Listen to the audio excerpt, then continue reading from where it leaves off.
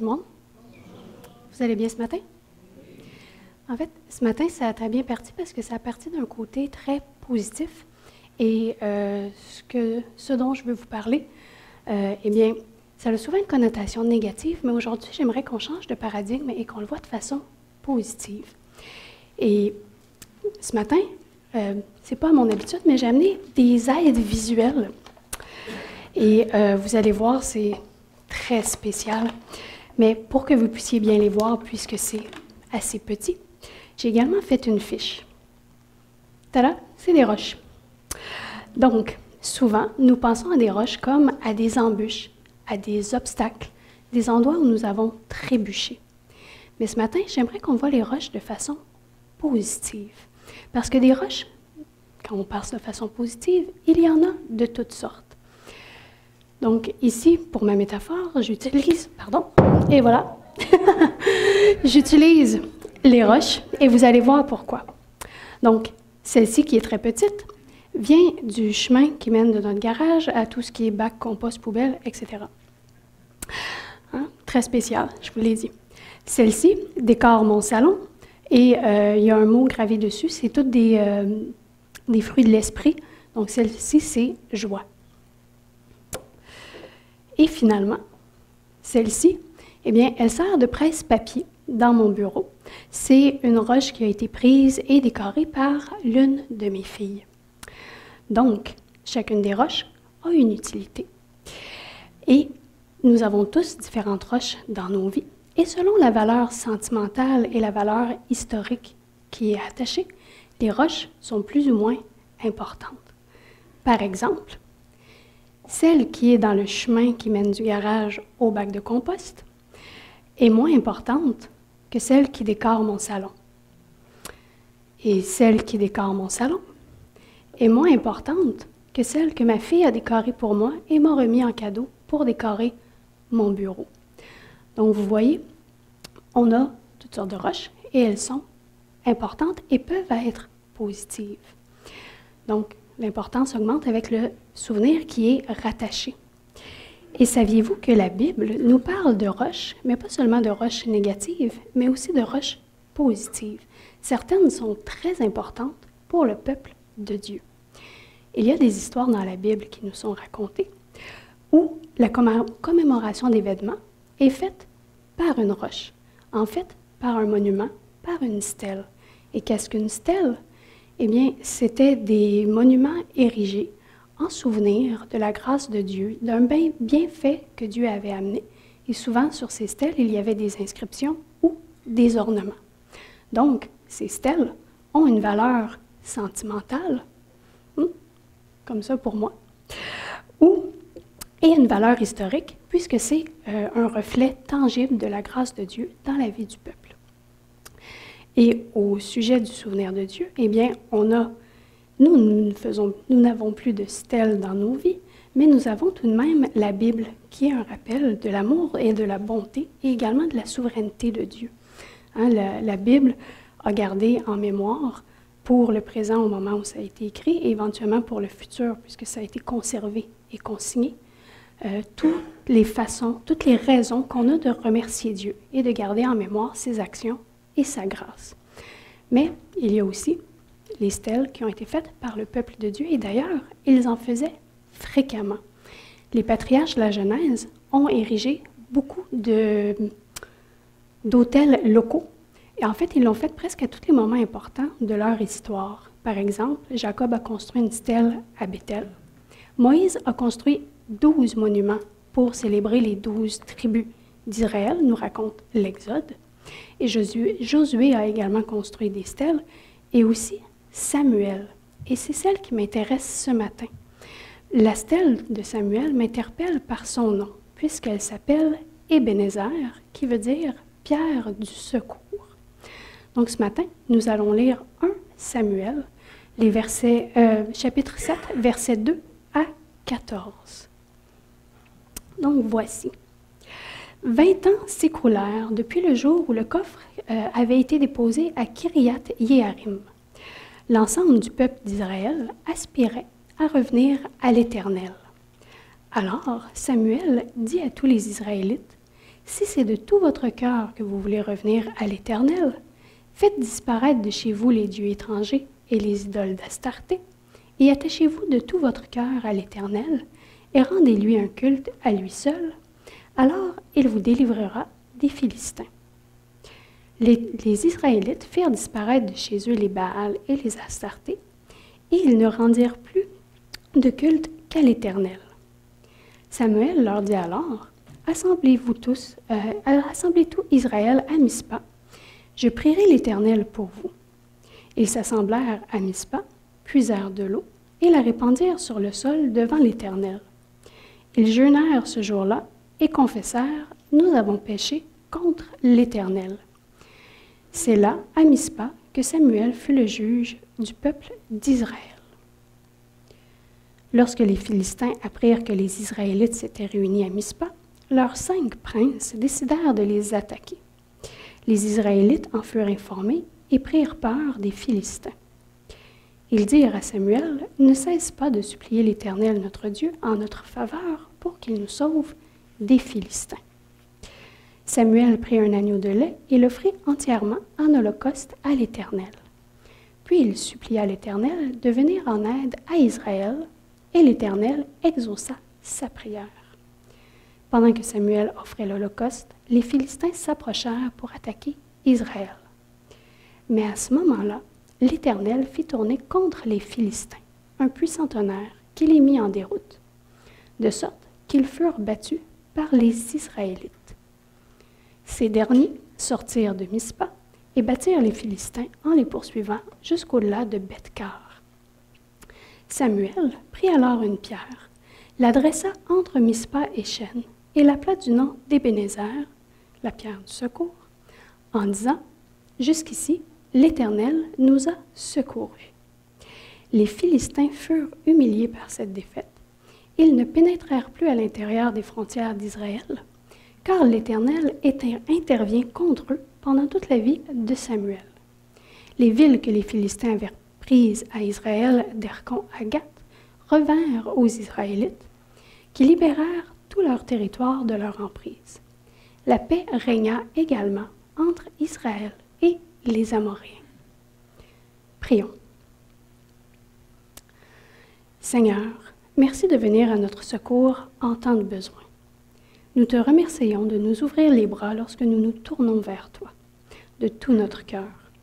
Nous te remercions de nous attendre, d'accepter notre confession et de nous pardonner lorsque nous nous repentons de nos erreurs. Seigneur, tu nous laisses des souvenirs de ton passage dans notre vie. Tu laisses des traces de ta bonté, de ta grâce sans fin et de ton amour immense.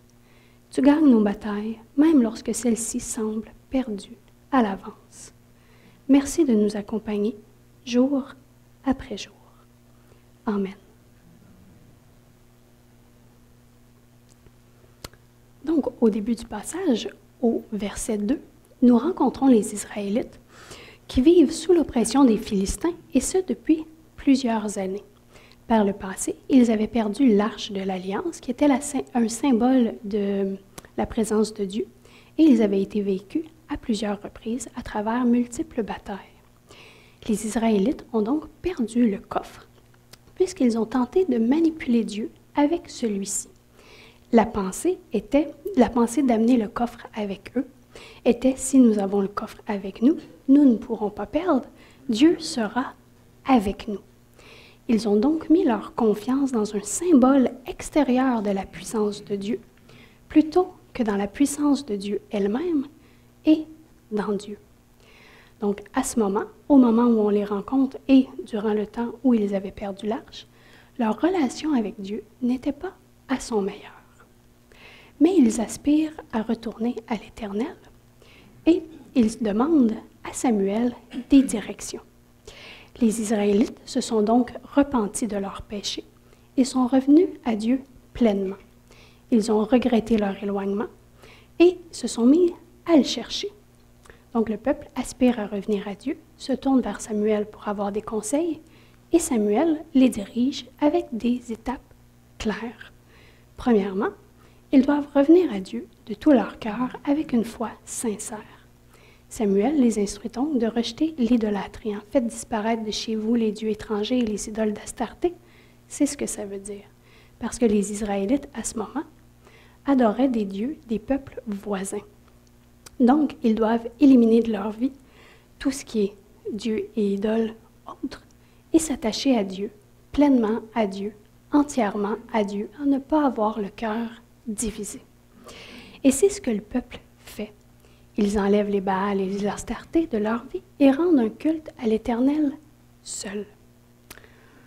Ensuite, Samuel leur dit « Assemblez-vous à Mispa pour prier, pour obtenir de l'aide et la protection de Dieu. » En plus, ils montrent leur repentance en action. Ils manifestent le renouvellement de leur cœur, leur changement d'attitude et leur regret en répandant de l'eau au sol, en se confessant et éventuellement en présentant un holocauste à Dieu. Et dans ce verset, on nous parle de la ville de Mispa. Et pour vous mettre en contexte, Mispa est située dans le territoire de la tribu de Benjamin, environ à 12 km au nord de Jérusalem. Et cet emplacement permet d'avoir une vue de la vallée de la Philistie. Et vous allez voir, comme on l'a lu un petit peu plus loin, les Philistins se sentent menacés par la présence des Israélites à Mispa, parce que comme c'était un lieu plus haut et qu'ils voyaient toute la vallée de la Philistie, ça pouvait être un bon endroit pour une stratégie militaire. Mais bien sûr, on sait que les Israélites n'étaient pas là pour combattre les Philistins, mais bien pour faire un pèlerinage. Et dans ce pèlerinage, ils ont fait le rituel de verser de l'eau, comme je l'ai dit. Et ce rituel servait à montrer le changement d'attitude. Il s'agit d'une sorte de purification. L'eau représente les larmes versées par les Israélites et les penchements de leur cœur.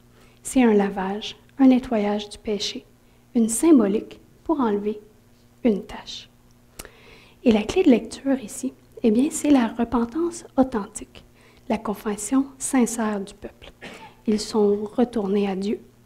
Et pour comparer la repentance et la foi sincère, nous pouvons comparer avec l'histoire de Saül qu'on trouve en Samuel 15 et aussi par ses actions subséquentes et celles qui nous ont présentées dans le texte de Samuel 7.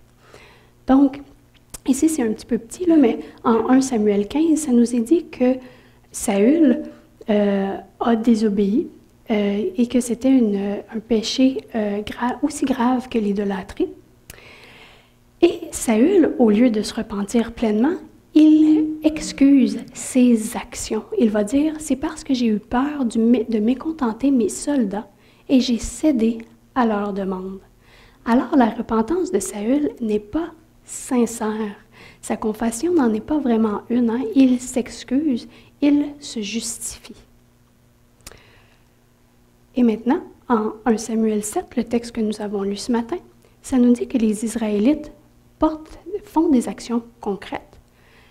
Ils veulent se purifier, ils veulent retourner à Dieu. Et ils confessent, nous avons péché contre l'Éternel, point. Ils ne s'excusent pas, ils ne se justifient pas. Donc leur repentance est sincère et authentique. Et ils montrent leur confession par des actions. Donc, il y a une différence majeure entre l'histoire de Saül et celle du peuple. Dieu va pardonner. Dieu punit les péchés, mais pardonne gracieusement aux pécheurs lorsqu'ils se repentent sincèrement. Et c'est la différence entre les deux histoires, celle de Saül et celle du peuple d'Israël. Et petite parenthèse ici, bien qu'à ce moment, le peuple de Dieu se rapproche de Dieu et aspire à rester dans ses voies, nous savons la suite. Le reste du livre de Samuel a été écrit, et même tout le reste de la Bible a déjà été écrit. Malheureusement, le peuple se détourne encore du droit chemin et retourne à l'idolâtrie et au péché. Et dans une prédication de Stéphane du mois d'avril dernier, il nous avait parlé du cycle de péché et de miséricorde de Dieu dans une prédication sur un passage de Néhémie. Ici, il s'agit environ du même type de cycle. Donc, au début, au verset 2, ils sont dans une partie négative du cycle. Ils sont éloignés de Dieu. Ensuite, ils reviennent à Dieu à partir du verset 4. Et suite au verset 14, eh bien, si vous continuez à lire 1 Samuel, vous allez voir qu'il retourne dans l'idolâtrie. Donc, s'il s'agit du même type de cycle, le peuple est fidèle, s'éloigne, revient, s'éloigne encore de façon répétitive. Donc, le passage aujourd'hui montre un moment un petit peu plus positif du cycle avant un retour, avant une descente finalement vers l'infidélité. Et continuons dans le passage. Donc, je vous ai dit que les Philistins se sentaient attaqués parce que le peuple s'était rassemblé à Mispa. Donc, la perspective des Philistins était bien différente de celle des Israélites. Pour eux, ils voyaient une menace, ils voyaient une armée rassemblée pour les combattre, bien que le rassemblement était un pèlerinage. Donc, chacun a une vision bien différente des intentions de l'autre. L'un voit une menace à son pouvoir et son territoire, et l'autre bien veut seulement se rapprocher de Dieu, faire un acte religieux positif. Et nous pouvons comprendre que les Israélites aient eu peur, parce que les Philistins, ce n'était pas un peuple qui était hyper gentil avec ses ennemis. Il était plutôt du type cruel. Et le peuple qui était rassemblé à Mispa, eh bien, ce n'était pas une armée de soldats, bien qu'ils puissent avoir eu des soldats en leur sein en cette journée. Ce n'était pas la majorité, ils pouvaient avoir des femmes et des enfants également. Et en plus, leur nombre était inférieur. Donc, ils ont eu peur, et c'est bien normal lorsque les 5 princes ont décidé d'aller les combattre. Alors, que faire? Eh bien, le texte nous dit qu'ils ont prié et ont présenté un holocauste à Dieu. Leur supplication a été répondue favorablement par Dieu. Pourquoi? Eh bien, parce qu'ils se sont repentis. Mais on peut se poser la question, pourquoi est-ce que la repentance a-t-elle fonctionné? Eh bien, c'est parce que Dieu, contrairement aux Israélites, lui, reste fidèle en tout temps. La relation que Dieu a avec son peuple ne s'éteint pas. Il ne les laisse pas, même lorsqu'ils se détournent. Il est patient, il les attend et les accepte lorsqu'ils reviennent, parce que Dieu est fidèle en tout moment et à tout lieu. C'est sa nature. C'était les Israélites qui devaient réexaminer leur relation avec Dieu, et non le contraire. Donc Dieu est fidèle et il respecte ses promesses envers son peuple. Il fait preuve de compassion tout en étant juste. Il agit pour le meilleur intérêt de son peuple tout en restant fidèle à sa parole et à sa nature.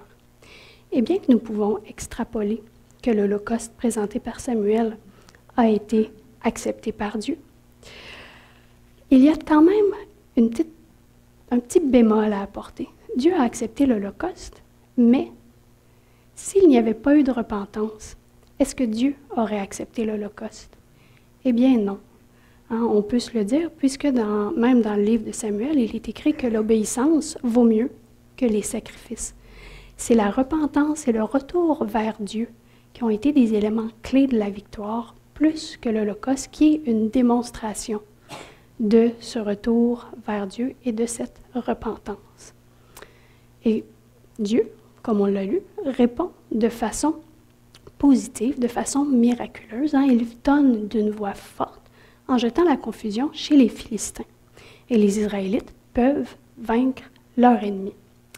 Et dans le temps de Samuel, le tonnerre était associé à la voix de Dieu. C'était également vu comme un signe ou un prélude de la justice, d'un jugement de Dieu et de sa colère. Et ici, le jugement, la colère, est dirigé contre les Philistins et non pas contre les Israélites, puisque Dieu combat pour son peuple. Et les Israélites ont gagné non pas grâce à leur nombre supplémentaire ou par une stratégie militaire parfaite, ils ont gagné parce que l'Éternel régnait sur eux. L'Esprit de Dieu était sur eux et Dieu a été fidèle. Rien n'a changé, mais tout a changé en même temps. Le nombre est le même, il est inférieur. Le peuple est le même. Ils ne sont pas tous devenus des militaires parfaits en l'espace d'une fraction de seconde. L'histoire nous dit que tout a changé parce qu'ils se sont repentis. Leur cœur a changé. Ils se sont tournés vers Dieu. Ce verset nous enseigne la repentance, oui, mais nous enseigne aussi sur la gratitude et la reconnaissance que nous pouvons avoir envers les bontés de Dieu. Parce que même lorsque nous sommes dépassés par les événements, et même pris de peur, si nous avons Dieu dans notre camp, nous gagnerons parce que Dieu veille. Et maintenant, ce qui se passe après la bataille, c'est un gros prélude pour arriver au verset 12 qui m'intéresse ce matin. Donc, après la bataille, Samuel a pris une pierre, l'a érigée en commémoration, lui donnant le nom d'Ébénézer, qui veut dire pierre du secours. Donc, c'est une pierre qui sert de commémoration envers l'aide et la fidélité de Dieu. Donc, comme je le disais, ce verset a attiré mon attention de par le nom de la pierre et aussi parce qu'il est écrit que jusqu'ici, l'Éternel nous a secourus. En tant que chrétien, vivant au 21e siècle, comme je l'ai dit, on n'érige plus de stèles dans nos cours arrière ou dans notre devanture de maison, pas plus qu'on en voit dans les parcs. Mais nous avons tout de même une pierre de secours. Nous avons tout de même une pierre qui nous aide, qui nous secourt, mais elle n'est pas faite de matériaux physiques. Elle n'est pas ancrée au sol, mais nous pouvons tout de même la visiter. Je pense même que nous pouvons la visiter même plus fréquemment qu'une pierre commémorative à une place spécifique, puisqu'elle nous accompagne à chaque jour. Et elle est aussi un rappel extraordinaire de la bonté de Dieu et de son œuvre dans notre vie. Donc, vous l'aurez deviné, notre pierre de secours, eh bien, c'est nul autre que Jésus, qui est également la pierre angulaire de notre foi. Jésus est comparé de façon régulière à un roc solide, à une pierre, à plusieurs reprises dans la Bible, et ce, pour plusieurs raisons. Par exemple, en 1 Pierre 2,6, il est écrit « Voici que je pose une pierre en Sion, une pierre d'angle choisie et précieuse. Celui qui se confie en elle ne sera jamais couvert de honte. » Donc cette pierre, eh bien, c'est Jésus. Jésus est le fondement de notre foi. Il nous tient debout, il nous soutient dans les moments difficiles. Tout comme les Israélites qui ont érigé une pierre pour se souvenir du secours de Dieu, nous pouvons nous tourner vers Jésus pour nous rappeler de la provision et de la protection de Dieu dans nos vies. L'origine de la grâce, de l'amour, de la provision, de la protection, eh bien, c'est Dieu, en toute origine de lui. Aussi, Ésaïe nous parle d'une pierre qui est Jésus. Il dit « Voici ce que dit l'Éternel souverain. Je mets en Sion une pierre éprouvée, une pierre angulaire précieuse pour un fondement sûr. Celui qui s'appuie sur elle ne sera jamais frappé de panique. » Eh bien, Jésus est notre pierre éprouvée, celle qui a été éprouvée et trouvée vraie. Il est notre pierre précieuse, notre pierre angulaire, celle qui fournit un fondement à notre vie. Alors, lorsque nous avons des épreuves difficiles, nous pouvons nous tourner vers Jésus comme pierre de secours, comme ancrage. C'est lui qui peut nous apporter une force, du réconfort et des conseils. Vous pouvez vous rappeler à toutes les fois où Jésus vous a aidé et vous a secouru, parce que pour moi, eh bien, ça m'est arrivé à plusieurs reprises. Jésus est notre roc, notre pierre forte. Il nous a aidés par le passé et continuera à le faire. Et pour le dernier verset du matin, nous allons dans l'Évangile de Jean, au chapitre 14. Il est dit « Je vous laisse la paix, je vous donne ma paix. Je ne la vous donne pas comme le monde la donne. Que votre cœur ne se trouble pas. N'ayez pas peur. » Jésus est celui qui peut nous donner la paix au milieu du chaos, qui peut nous calmer nos peurs et nous apporter de l'espoir. Jésus est celui qui nous a libérés de l'oppression. Tout comme les Israélites l'ont fait par le passé à plusieurs reprises, nous pouvons nous souvenir de l'aide de Dieu. Nous pouvons nous tourner vers Jésus au 21e siècle, non pas comme les Israélites, mais nous-mêmes, pour nous rappeler de la fidélité et de l'amour de Dieu. Eh bien, tout ça, ça nous fait beaucoup de rappels, mais on peut le mettre quand même en application. On peut se rappeler que Dieu est patient. Il nous attend et nous accepte lorsque nous revenons à lui, même si nous nous sommes égarés, même si nous avons parfois dans nos vies les cycles que les Israélites ont. Eh bien, Dieu nous attend. Rappelons-nous également de la souveraineté de Dieu. Il agit. Prions afin que Dieu gagne nos batailles. Rappelons-nous que Dieu est victorieux et il est fidèle. Rappelons-nous de l'importance de notre pierre de secours, de notre Ébenézer, de Jésus. Je vous ai dit au début que l'importance de la roche que nous avons, quand on parle de roche positive, bien sûr, sa valeur augmente. L'importance que la roche a pour nous augmente avec la valeur sentimentale et le souvenir qui y est rattaché. Alors donnons une place de choix à Jésus. Donnons-lui une place importante, parce qu'il est notre pierre de secours. Et rappelons-nous aussi, par les moments passés, où Dieu a agi et a gagné pour nous. Cela peut nous aider à affronter le présent, lorsqu'il est difficile ou incertain. Nous rappeler des victoires que Dieu a déjà gagnées dans nos vies. Il peut nous aider à faire face au présent avec assurance. Nous rappeler de la présence constante de Jésus et de son amour pour nous amène une paix au cœur et un calme précieux à la tête. Et pour ce faire, si nous voulons quelque chose de concret, nous pouvons tenir un journal quotidien où nous rentrons les bénédictions que nous avons reçues. Ou si vous voulez quelque chose de concret, vous pouvez avoir un bol ou un pot avec des pierres à l'intérieur, que à chaque fois que vous avez une bénédiction, un bienfait dans votre vie, vous rajoutez une pierre dans le bol ou vous rajoutez une entrée dans votre journal si vous préférez écrire et vous relire. Et lorsque vous vivez des moments difficiles, eh bien, vous pouvez aller relire votre journal ou vous pouvez contempler et même prendre dans vos mains, si vous êtes plus du type kinesthésique, afin de vous rappeler des traces de la bonté de Dieu et de la présence de Jésus dans votre vie, toutes les fois où il a été là. Donc Dieu laisse des traces physiques dans nos vies. Et je terminerai en disant que même si nous avons un journal et même si nous avons un bol, et que même le bol peut déborder de roches, et même avoir plusieurs journaux remplis de plein d'écritures de bienfaits, ce sera toujours incomplet. Parce que la bonté de Dieu est sans fin, et nous ne connaissons pas toute sa portée. Dieu et Jésus nous ont aidés et supportés à notre insu. Nous ne sommes pas conscients de tout. Nous ne connaissons pas l'existence complète et la portée de l'aide reçue. Nous ne savons pas à toutes les places où Dieu travaille et a travaillé dans nos vies. Il travaille parfois dans l'ombre, sans que nous puissions reconnaître son œuvre et, et le remercier. Tournons-nous donc vers Jésus, qui est notre pierre de secours, lorsque nous sommes dans le besoin. Comptons sur lui, puisqu'il est la fondation de notre foi, notre force et notre espérance future. Et souvenons-nous, tout comme Samuel, que nous pouvons ériger nos propres pierres du souvenir pour nous rappeler de la fidélité et de l'amour de Dieu dans nos vies. Lorsque notre foi faiblit, lorsque notre foi vacille, repensons à toutes les roches spéciales laissées par Jésus dans notre vie. Célébrons et commémorons l'œuvre de Dieu et l'aide salvatrice de Jésus dans nos vies.